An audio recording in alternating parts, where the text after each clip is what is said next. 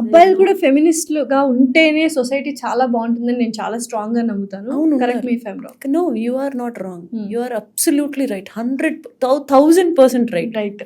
So I would gift you something for saying నేను this. రైటర్‌ని కాదు కాబట్టి ఎందుకలా అనుకుంటున్నానో I can't express it. But you can express it. ఎందుకలా? Yeah, because we have wrong definitions of feminism. I told this 100 times in 100 videos. I think I will tell this forever until I die. Yeah, I want to tell Yes, people. definitely we have to. Yeah, I want to tell people feminism is not something that you think which it is. Feminism is a beautiful concept to believe in opportunities equally, no irrespective of your gender.